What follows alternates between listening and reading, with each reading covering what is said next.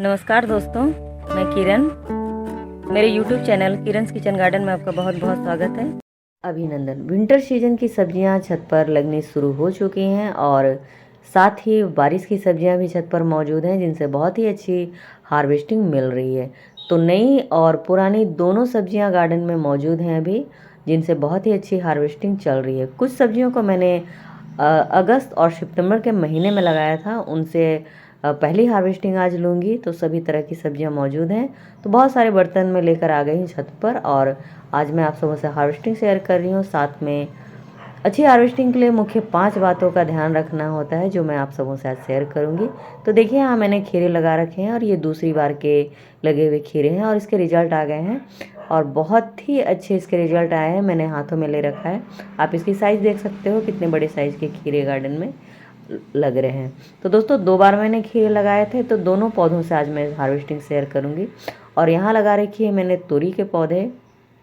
इसे मैंने लगाया था अगस्त मंथ में और इसके भी रिजल्ट आ गए हैं। तो देखिए, बहुत ही अच्छे रिजल्ट इसके आए हैं तोरी के और बहुत ही अच्छी इसकी हार्वेस्टिंग आज मिलने वाली है। तो लगभग 20 से 25 तोरी देखिए इस तरह से गार्डन में तैयार हो चुकी है, लेकिन कुछ की ही मैं हार्वेस्टिंग लूँगी।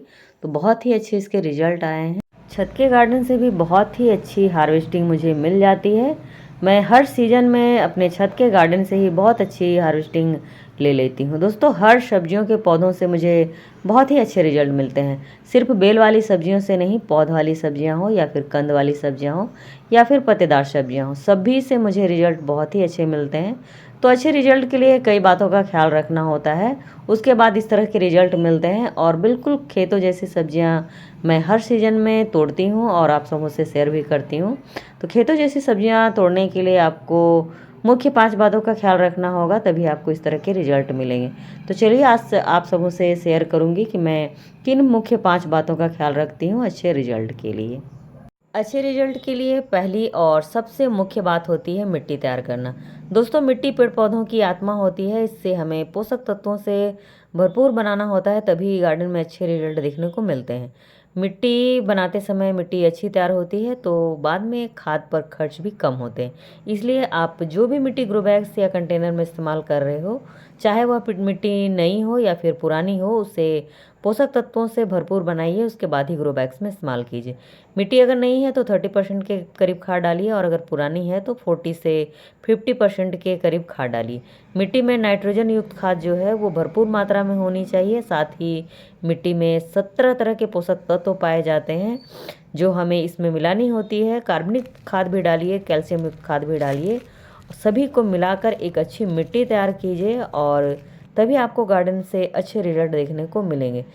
सभी तरह के 17 पोषक तत्व अगर आप मिट्टी में मिलाते हो तो हर बार के रिजल्ट अच्छे मिलेंगे। दूसरी मुख्य बात होती है ग्रो बैग की साइज को सही रखना। दोस्तों, जब हम छत पर गार्डनिंग करते हैं तो हमें ग्रो बैग की साइज का बहुत ही ख्याल रखना होता है। ग्रो बैग की साइज अगर सही नहीं हुई तो रिजल्ट कभी भी अच्छे नहीं मिलते हैं। अगर आपने पौधे लगा भी दिए हैं तो पौधे बहुत हेल्दी तैयार होंगे, लेकिन जब उसमें फूल लगेगी तो फूल गिर जाएगी और जब उसमें फल लगेंगे तो फल भी खराब होकर गिर जाएगी, क्योंकि उनमें पोषक तत्वों की कमी हो जाएगी।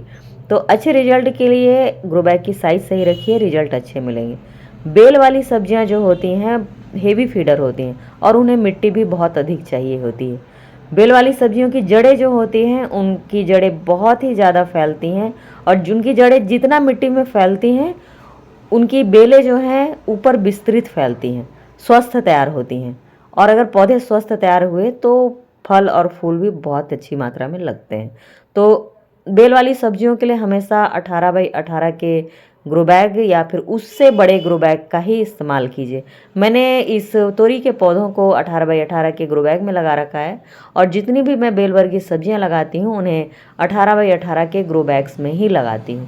तो दोस्तों, अगर आप अच्छे रिजल्ट चाहते हो तो सभी तरह के पौधों को सही साइज के ग्रो बैग में ही लगाइए।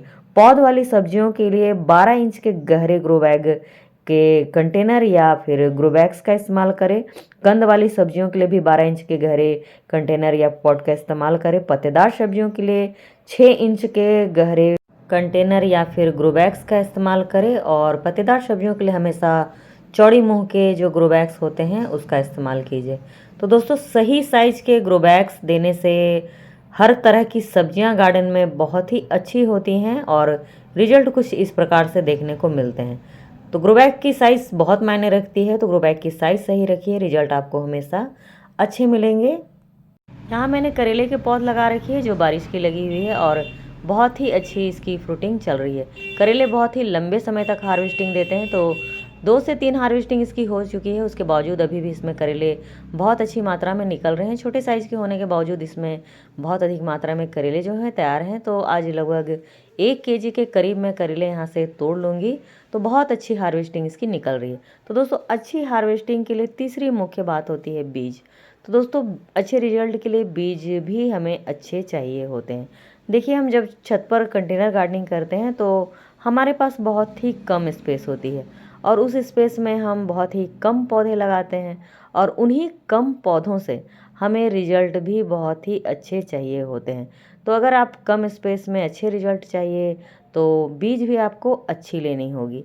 तो दोस्तों देखिए, जब हम मिट्टी अच्छी तैयार कर लेते हैं, ग्रो बैग्स की साइज़ भी सही रखते हैं और बीज सही नहीं लेते हैं तो रिजल्ट हमें अच्छे नहीं मिलते हैं। तो कम स्पेस है, इसलिए आपको हमेशा अच्छे बीज का ही इस्तेमाल करना चाहिए। तो अच्छे बीज कहने का मतलब है कि आप हमेशा नए और हाइब्रिड क्वालिटी के बीज का इस्तेमाल कीजिए। कंटेनर गार्डनिंग में देखिए, हाइब्रिड बीज जो हैं बहुत ही अच्छे रिजल्ट देते हैं। मैं हमेशा ही हाइब्रिड बीज का इस्तेमाल करती हूँ और नए बीजों का इस्तेमाल करती हूँ। पुराने बीज लगाने से क्या होता है कि वो अच्छे से कभी कभी नहीं निकल पाती हैं, वो कभी कभी उगती ही नहीं हैं।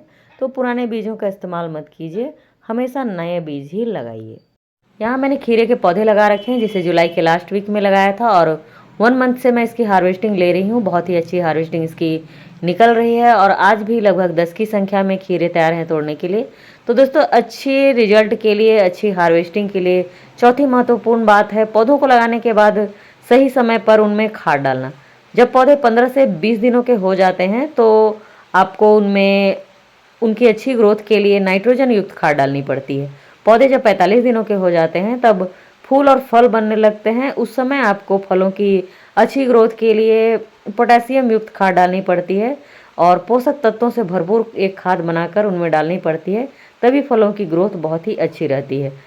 पहली हार्वेस्टिंग लेने के बाद भी आपको खाद डालनी है और जब तक पौधे हार्वेस्टिंग दे रहे हैं, हर हार्वेस्टिंग के बाद आपको खाद डालनी है और जब तक आपके गार्डन में पौधे मौजूद हैं आपको उनमें हर 15 दिनों में खाद डालनी ही पड़ती है, तभी पौधे लंबे समय तक आपके गार्डन में टिके रहते हैं। गर्मी में आपको ठंडी खाद का इस्तेमाल करना है और ठंड के मौसम में आपको गर्म खाद का इस्तेमाल करना है। तो इस प्रकार से आपको सही समय पर और मौसम के हिसाब से आपको ठंडी या गर्म खाद डालनी है पौधों में, तभी आपको छत के गार्डन में अच्छे रिजल्ट देखने को मिलेंगे। यहाँ मैंने कुछ कंदवर्गीय सब्जियाँ लगा रखी हैं। ये मूली लगी हुई है थर्माकोल के कंटेनर में। इसके रिजल्ट भी बहुत ही अच्छे आए हैं और आज इसकी पहली हार्वेस्टिंग है। आप देख सकते हो कंद बहुत ही अच्छे इसके ग्रोथ कर रहे हैं। तो अच्छे रिजल्ट के लिए पाँचवीं और सबसे महत्वपूर्ण बात है, पौधों की हमें अच्छी केयर करनी पड़ती है। पौधों को एक अच्छी मिट्टी देने के बावजूद, एक सही साइज़ की ग्रो बैग देने के बावजूद, अच्छे बीज देने के बाद भी और अच्छे खाद डालने के बाद भी जब तक हमें पहली हार्वेस्टिंग नहीं मिलती है, और पहली हार्वेस्टिंग हो या फिर लास्ट हार्वेस्टिंग हो, हमें लास्ट तक पौधों की अच्छी केयर करनी पड़ती है, तभी पौधे लंबे समय तक हार्वेस्टिंग देते हैं। तो अच्छे रिजल्ट के लिए पौधों की नेचर को जानना हमें बहुत ही ज़रूरी होता है।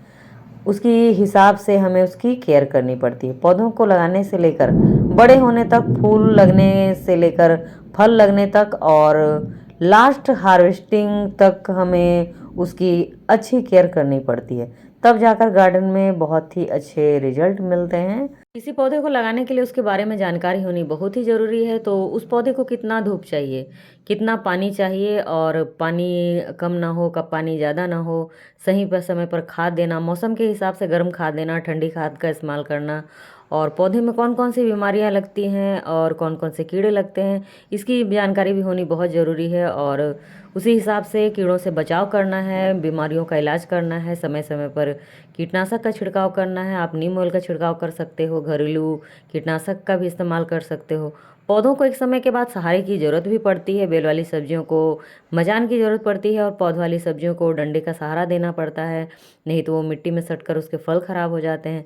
तो इस तरह के केयर जो है हमें पेड़ पौधों के लिए लगातार करती रहनी पड़ती है। तो दोस्तों, पौधों को लगाने के बाद हर दिन की केयर की ज़रूरत पड़ती है।